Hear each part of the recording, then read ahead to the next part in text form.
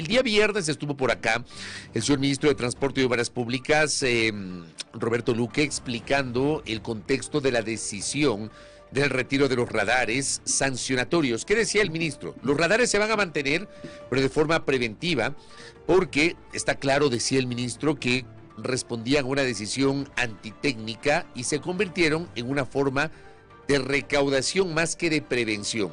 Yo le quiero preguntar a Guillermo Abad, él es el director de Justicia Vial y además es especialista en temas de movilidad, si esta decisión, más allá de la explicación del ministro, es adecuada o no. Es decir, ¿cómo apuntalamos el tema preventivo versus el sancionatorio? Bienvenido, Guillermo, ¿cómo está usted? Muy buenos días, muchísimas gracias, Fabricio, por la entrevista. Efectivamente, los radares son avalados a nivel mundial por organismos internacionales como la ONU y la OMS para garantizar el control de la velocidad en vía. Eso sin duda alguna y sin ningún tipo de temor lo podemos decir. Ahora bien, si un radar está hecho para corregir la conducta de quien está detrás de un volante, y en el caso de nuestros países, en especial los países de ingresos bajos y medios, como los dice la OMS, en el cual está incluido Ecuador, la conducta y el comportamiento de quien está detrás de un volante deja mucho que desear, por eso las altas tasas de siniestralidad. Consecuentemente, un radar tiene que ser sancionatorio, porque caso contrario, simplemente se convierte en una advertencia y si esa advertencia no tiene por detrás una multa que ratifique el espíritu de la ley, que ratifique el espíritu del COIB, en este caso que es el código complementario en relación a la ley de transporte, pues simplemente pongamos una señal de tránsito nada más, porque de ahí no va a pasar el efecto y el objetivo que tiene un sistema de control de velocidad en vía. Pero, a ver, el gobierno ha dicho no vamos a retirar los radares, vamos a eliminar las sanciones, pero el radar seguirá siendo preventivo. ¿Seguirá siendo disuasivo más allá de esta explicación? Un radar sin sanción no cumple su objetivo. Eso lo dicen todos los códigos internacionales en temas de control de vía y control de velocidad. Un radar sin sanción no tiene efecto positivo en relación a controlar y a persuadir la conducta de quien está detrás de un volante. Eso es totalmente demostrable. Tanto así que la política mundial en relación al control de la velocidad en vía trata de sacar a los infractores de la vía. Es así de severa. Lo que pasa es que en nuestros países y en Ecuador cada vez hacemos la ley de transporte mucho más permisiva y está sujeta a los vaivenes políticos, a los vaivenes de interés de cada gobierno. Mire que nuestra ley no se cumple en un 50% y eso es una clara muestra de que no se interesa implementar la misma porque puede resentir a ciertos sectores, puede resentir a ciertas personas que en realidad son los infractores.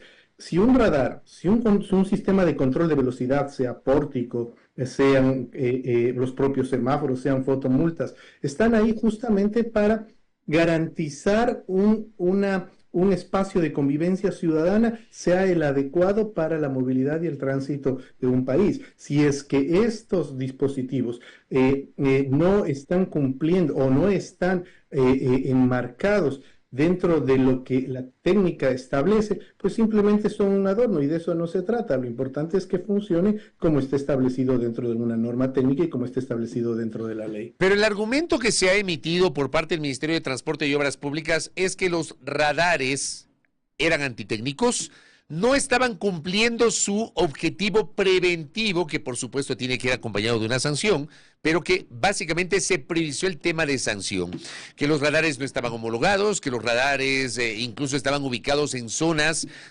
como para de alguna manera estimular esa sanción, o sea, en curvas, en pendientes, etcétera. ¿A usted no le satisface esa explicación?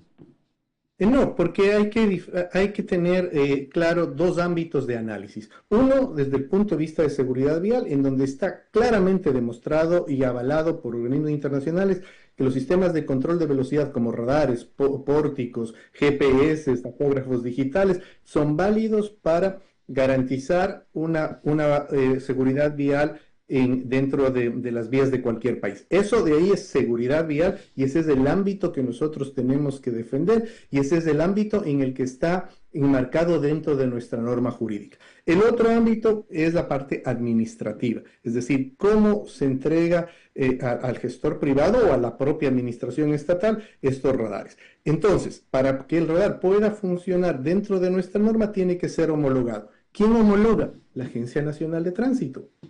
Tiene que ser calibrado. ¿Quién lo calibra? El fabricante con la autorización de la Agencia Nacional de Tránsito.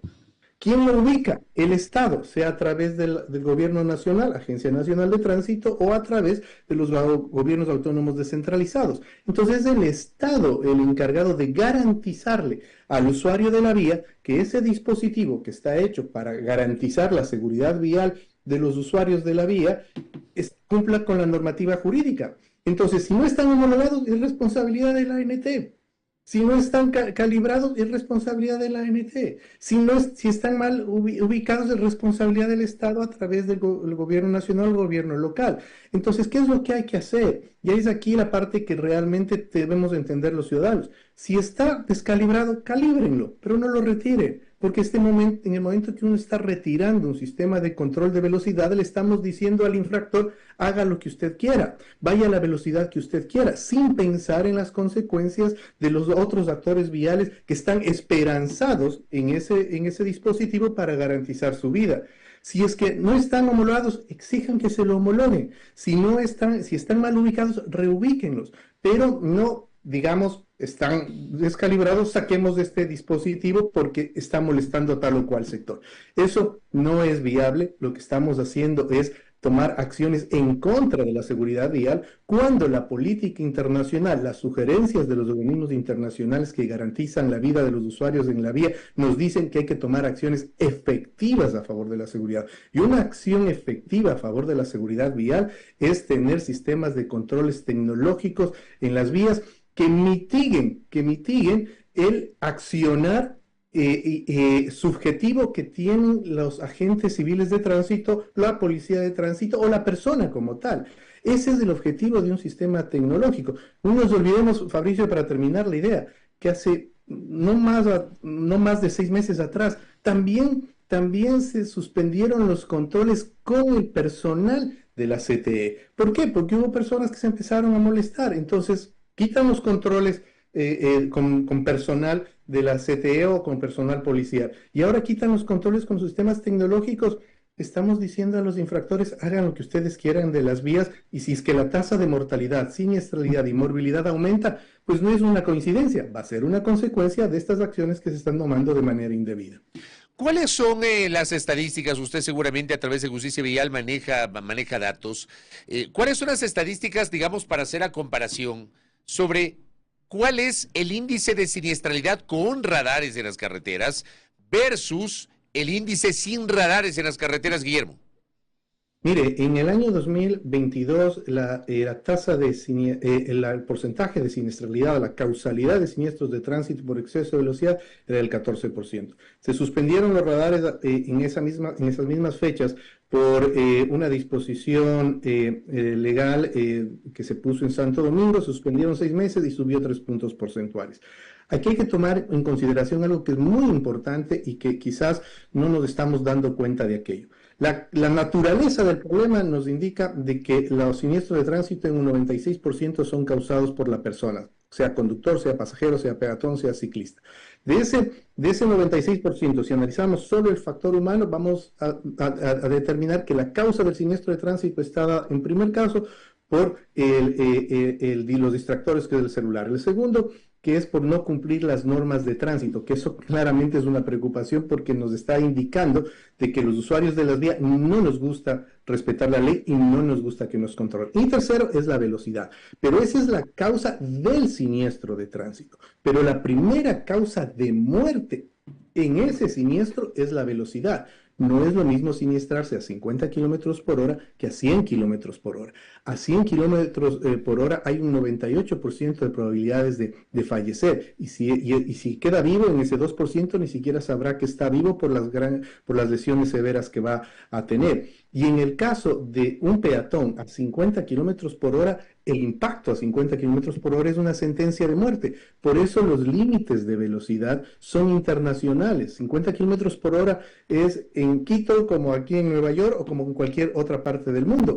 ¿Por qué? Porque está pensado en la vulnerabilidad del peatón, la vulnerabilidad de la persona. Y eso es importante que los ciudadanos entendamos, que cuando se nos pone un límite de velocidad y se pone un sistema de control tecnológico para garantizar esos límites de velocidad, tiene un objetivo final y máximo, que es garantizar la vida de los usuarios de la vía. Tengo una pregunta de uno de nuestros oyentes. Dice, el uso de la tecnología y la sanción no está en duda, pero ¿no considera que con la descentralización a los gobiernos locales hay de ciertas competencias, existió un perverso control de los radares con objetivos recaudatorios, dejando de lado la seguridad vial? Nos preguntan.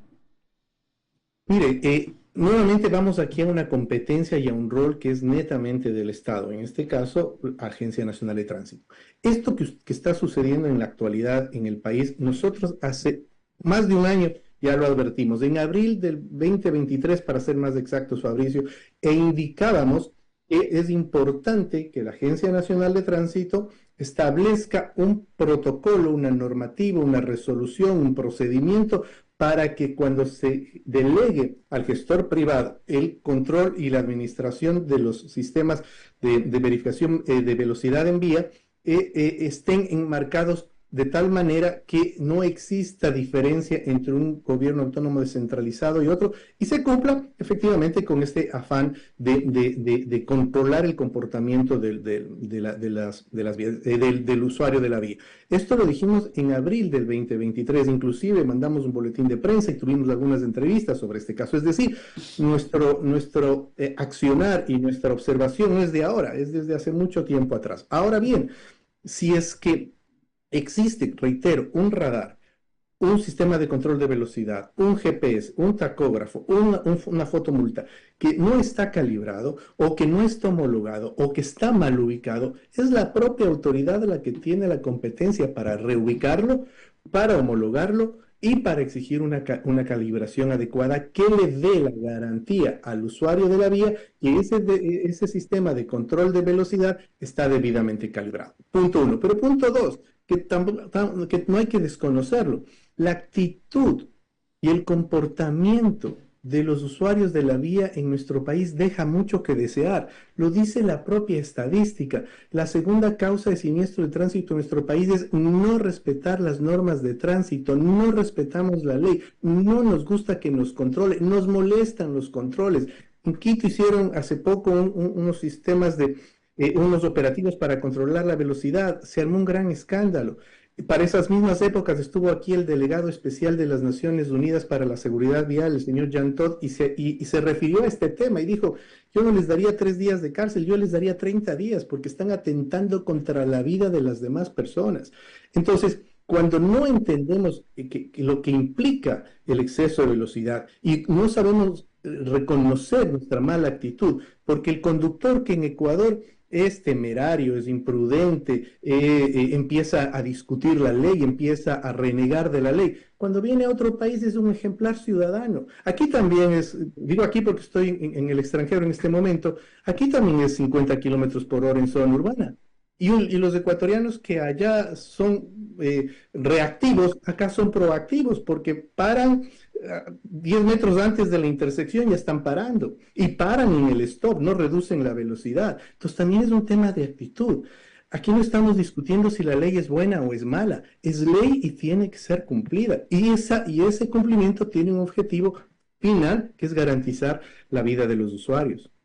Guillermo, en medio de todo esto, digamos, ¿usted cree que nos fuimos al otro extremo? Yo siempre digo, como todo en la vida, los extremos no siempre son buenos, hay siempre puntos intermedios. ¿Nos fuimos al otro extremo? No, yo creería que lo que pasa es que estamos aplicando mal lo que la propia ley nos dice que es lo que tendríamos que hacer. Primero, Fabricio, hay que separar seguridad vial, que es lo fundamental, y que es lo que nosotros defendemos y lo hemos defendido siempre desde hace 25 años que se creó justicia vial, y lo seguiremos defendiendo con el tiempo. Y lo otro es la parte administrativa. Son cosas que tienen que ser tratadas por separado. Si en el tema administrativo hay alguna observación, tienes la manera de cómo corregirlo y subsanarlo, que ya lo he explicado. Si están homologados, la Agencia Nacional de Tránsito tiene que verificar aquello. Si están descalibrados, de igual manera, y si están mal ubicados, reubicarlo. Si en la delegación como tal hay algún inconveniente, hay los entes respectivos para determinar si esa delegación es adecuada. Procuraduría General del Estado, Contraloría, si es del caso, y verificar si es que hay en el tema administrativo algún problema, pero no son pretexto de aquello, unirlo con la seguridad vial, porque en el momento que se unen y se mezclan estos dos ámbitos, se empieza a hacer político el asunto. Entonces, qué lindo quitarles las multas a los infractores. Qué lindo decir que con los radares están siendo recaudadores o que son un ente quizás hasta que cae en un delito. Suena bien políticamente hablando, pero desde la seguridad vial le estamos matando, le estamos dando una puñalada por la espalda a la seguridad vial, cuando no debería ser así. Entonces, si se tratan por separado, perfecto, pero en el momento que se quieren unir y hacer tarima política en base a las lágrimas de las víctimas de siniestros de tránsito, eso no es viable, porque estamos sacrificando la seguridad vial de todos, no solo de un grupo de personas, de todos los ciudadanos, porque la siniestralidad vial no hace distinción alguna. No le interesa si es de un partido político o no, no le interesa si es de la costa o de la sierra, no le interesa si es que es peatón o si es que es conductor. La siniestralidad ataca de tal manera que tenemos una tasa de mortalidad en nuestro país con dato real de 22 muertos por cada 100.000 habitantes, que nos está llevando nuevamente en estas épocas a estar entre los 20 países. Ahí se me quedó congelado Guillermo Abad. Ojalá que se me descongele para seguir conversando con él, el director de Justicia Vial. Ahora sí lo tengo. Se había congelado un segundito. Oye, Guillermo, el ministro también aquí en el espacio dijo la semana anterior que está en camino de salir el reglamento para la ley de tránsito. La última reforma fue aprobada en agosto de 2021, si mal no recuerdo. O sea, han sido 3 años sin reglamento. ¿Cómo ve usted la necesidad de este reglamento? Mire, y eso nos da una clara muestra de las prioridades que se tienen en temas de transporte, tránsito y seguridad vial. Para recordarle, mi estimado Fabricio, en el año 2016 se empezó el tratamiento de la reforma a la ley producto de una alta siniestralidad que se tuvo en ese año. Producto de aquello se creó el Pacto Nacional por la Seguridad Vial, que usted recordará, que se lo creó inclusive por decreto. Esto conllevó a que se cree una comisión especializada de transporte, tránsito y seguridad vial en la Asamblea Nacional con la tarea de reformar la ley. Tomó 5 años reformar la ley, recién en agosto, el 10 de agosto del 2021, se promulga la ley y la propia ley determinó a las autoridades, Agencia Nacional de Tránsito y Ministerio de Transporte, para que en 180 días preparen el reglamento y sea el presidente de la República quien lo emita, para que entre en ejecución, se aplique todas estas reformas que, dichas sea de paso, son sugerencias de la Organización Mundial de la Salud y de las Naciones Unidas, que están enmarcadas dentro del Plan Nacional, dentro del Plan Mundial de Seguridad Vial. Para aquello, ahí sí, no ha existido ninguna acción efectiva o una predisposición de los gobiernos centrales, en este caso, para sacar reglamento. Vamos a los 3 años de incumplimiento. 3 años de incumplimiento a una disposición legal. Y ahí sí no nos sorprende, ahí sí no nos genera ningún tipo de vergüenza. Cuando estamos limitando el accionar de estas sugerencias mundiales para mejorar la seguridad vial, como por ejemplo, tenemos que regular los scooters. Los scooters son importados aquí en nuestro país como juguetes, sin embargo, están utilizando la vía pública de manera totalmente antitécnica, van en sentido contrario de la vía, van sin casco, van sin las protecciones adecuadas y van a generar una alta siniestralidad. Es más, ya están generando una alta siniestralidad, pero no se los puede registrar siquiera porque no existe para el agente de tránsito, para el policía, no saben cómo tipificarlo porque no está en la ley. Tal vergüenza nos debería dar que la propia Corte Constitucional, por falta de una normativa que reglamente los nuevos tipos de transporte o los nuevos medios de transporte, tiene que sacar una sentencia en la cual les dice trabajen sin ningún problema. No se sorprendan mañana que estos scooters empiecen a hacer transporte comercial y como no existe reglamentación no va a haber sanción y después de poco nos van a decir que es el derecho al trabajo y mientras tanto hemos desorganizado el transporte, hemos desorganizado el tránsito y hemos incrementado las posibilidades de un siniestro.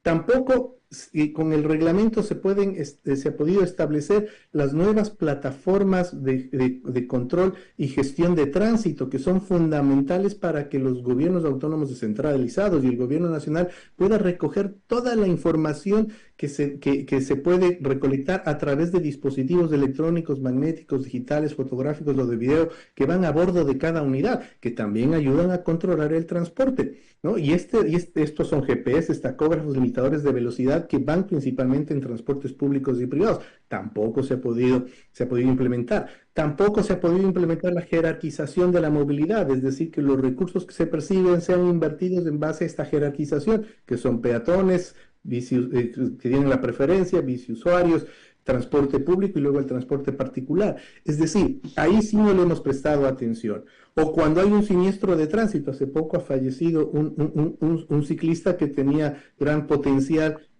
para inclusive estar en las próximas Olimpiadas, ha fallecido y ahí no hemos visto ruedas de prensa en el lugar del siniestro verificando o haciendo una auditoría vial. Simplemente se murió.